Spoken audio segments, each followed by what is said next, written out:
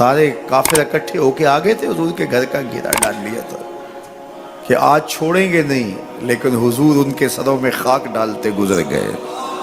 حفاظت اللہ نے اپنے محبوب کی ہے۔ بلکہ حضرت علی المرتضیٰ کو بستر پہ لٹایا، علی میرے بستر پہ سو جاؤ، امانتیں دے کے تم بھی صبح آ جانا۔ حضرت علی بھی سو گئے، حضور کی حفاظت تو ہے ہی ہے، حضرت علی بھی سو گئے۔ جب صبح اٹھے تو انہوں نے دیکھا یہ تو علی المرتضیٰ ہے۔ اللہ اکبر، بڑے پریشان ہوئے کہ حضور کدھر گئے۔ اچھا، کسی نے حضرت علی سے پوچھا کہ تمہیں کیسے نیند آ گئی؟ ننگی تلواریں لیے وہ گھر کے ارد گرد تھے اور آپ چادر اوڑے سوئے تھے حضور کے مغالطے میں، وہ آپ کو بھی تو نقصان پہنچا سکتے تھے۔ تو حضرت علی نے کہا، حضور نے کہا تھا علی میرے بستر پہ سو جاؤ، صبح اٹھنا، امانتیں دینا اور مدینے آ جانا۔ مجھے یقین تھا سوؤں گا بھی، صبح اٹھوں گا بھی، امانتیں بھی دوں گا، مدینے بھی پہنچوں گا، اس لیے کہ حضور نے فرمایا ہے۔ جب حضور نے فرما دیا ہے تو پھر ہو کے رہے گا۔ جب حضور ہجرت کرتے ہوئے جا رہے تھے نا، 100 سرخ اونٹ حضور کی گرفتاری کے لیے نام رکھا ہوا تھا۔ سراقہ بن مالک یہ حضور کو گرفتار کرنے کے لیے آگے بڑھا اور اس کی لالچ یہ تھی کہ اتنا بڑا انعام ہے، مجھے مل جائے گا، لیکن اس کی سواری گھٹنوں تک دنس جاتی ہے، معذرت کرتا ہے، پھر ارادہ بدلتا ہے، پھر یہی ہوتا ہے۔ تیسری مرتبہ بھی جب ایسا ہوا تو سمجھ گیا کہ یہ تو میرے بس کا روگ نہیں ہے۔ اب اسے پریشانی ہوئی کہ جو آج اس حالت کے اندر بھی اللہ کی اتنی تائید کے سائے تلے ہیں، تو کل جب یہ دوبارہ پلٹیں گے اور مکہ ان کے قبضے میں ہوگا تو پھر میرے ساتھ نہ جانے کیا سلوک ہوگا۔ تو کہا کہ حضور مجھے امان لکھ دیجئے۔ تو حضور نے کیا فرمایا، سراقہ تو مجھے گرفتار کرنا چاہ رہا ہے، میں تیرے ہاتھ میں کسریٰ کے کنگن دیکھ رہا، میں تیرے ہاتھ میں کسریٰ کے، اس وقت کی سپر طاقت تھی کسریٰ، تو فرمایا میں تیرے ہاتھوں میں کسریٰ کے کنگن دیکھ رہا ہوں۔ تو حضور سے انہوں نے باقاعدہ امان لکھوا لی۔ اللہ اکبر۔ حضرت عمر کا زمانہ ہے، ایک جنگ میں حضرت سراقہ بن مالک بھی تھے، تو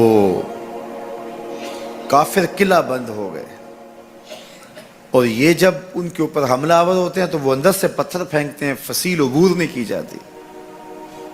تو سراقہ بن مالک کہنے لگے کہ مجھے آپ منجنیق میں ڈال کر کے ان کے قلعے کے اندر پھینک دو اور میں اندر سے جا کے دروازہ کھول دوں گا، تو پھر تم آ جانا۔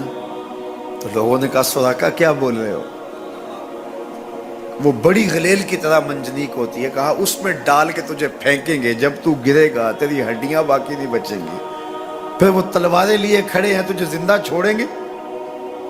تو حضرت سراقہ نے کہا مجھے کچھ نہیں ہوگا، اس لیے کہ حضور نے کہا تھا تیرے ہاتھوں میں کسریٰ کے کنگن دیکھ رہا ہوں، ابھی تک کنگن نہیں آئے، جب تک کنگن نہیں آتے موت آ ہی نہیں سکتی ہے۔ یہ یقین تھا ان کا، یہ اذعان تھا ان کا۔ تو حضور کی حفاظت اللہ نے اپنے ذمہ کرم پہ لی ہے۔ سوال یہ ہے کہ باقی بھی اللہ کے سچے نبی ہیں، ان کی حفاظت اللہ نے اپنے ذمہ کرم پہ کیوں نہیں لی، اور حضور کی حفاظت اپنے ذمہ کرم پہ کیوں لی؟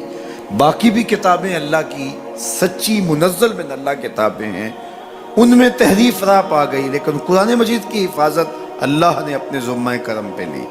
کیوں؟ تو اس کا جواب یہ ہے کہ اگر کوئی نبی شہید ہو جاتا ہے تو نیا نبی آنے والا ہے، اس کی جگہ کو پر کر دے گا۔ اگر کسی کتاب میں تحریف راہ پا جاتی ہے تو کوئی بات نہیں، نئی کتاب نازل ہونے والی ہے۔ حضور کی حفاظت اس لیے کی کہ اگر حضور بھی شہید کر دیے جاتے ہیں تو پھر حضور کے بعد تو کوئی نبی آنے والا نہیں ہے، اور کتاب اللہ کے اندر اگر تحریف کر دی جاتی ہے فَبِأَيِّ حَدِيثٍ بَعْدَهُ يُؤْمِنُونَ، تو قرآن کے بعد تو کوئی اور نسخہ نور نازل ہی نہیں ہونے والا، تو لوگ ہدایت، روشنی اور اجالا کہاں سے لیں گے؟ اس لیے اس کتاب کو بھی باقی رکھا گیا اور مصطفیٰ کی بھی حفاظت فرمائی گئی۔ حضور کے آنے کے بعد اتمام دین ہو گیا. انا خاتم النبیین لا نبی بعدی، میں آخری نبی ہوں، میرے بعد کوئی نبی نہیں ہوگا. اور میں نے عرض کیا 100 آیات قرآنیہ، 210 احادیث اور صحابہ، تابعین، ائمہ اور بزرگوں کے ہزارہ اقوال اس میں موجود ہیں. سبحان الذی اسری بعبدہ، جس نے اپنے بندے کو سیر کرائی، من المسجد الحرام الی المسجد الاقصی، اللہ اکبر، مسجد حرام سے مسجد اقصی تک. مسجد حرام سے اس سفر کا آغاز ہوا ہے. ام ہانی کے گھر میں حضور استراحت کر رہے تھے، دروازہ اندر سے بند کیا ہوا تھا اور جبریل امین کو حکم ہوتا ہے میرے محبوب کو سر عرش لے کے آؤ. تو جبریل حاضر خدمت ہوئے تو دروازہ بند پایا، عرض گزار ہوئے مالک کیا کروں؟ کہا کہ تو نے دروازے کو دستک نہیں دینے کہ میرا محبوب تیرے لیے اٹھ کے دروازہ کھولے. اللہ اکبر. تو مالک کیا کروں؟ کہا چھت سے سوراخ کرو. اور جبریل نے چھت سے سوراخ کیا اور وہاں سے سمٹ کے حضور کے قدموں میں آ بیٹھے. صحیح حدیث میں آتا ہے جبریل کے 600 نوری پر ہیں، ایک پر کھولے تو شرق سے لے کے غرب تک، شمال سے جنوب تک پھیل جائے.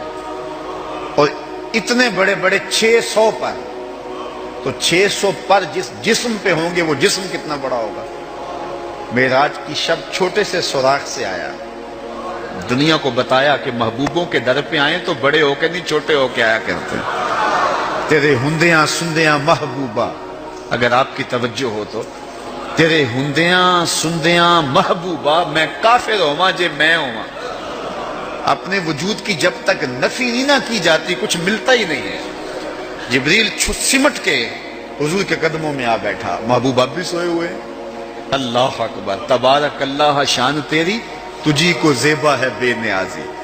کہیں پہ جوش لن ترانی، کہیں تقاضے وصال کے.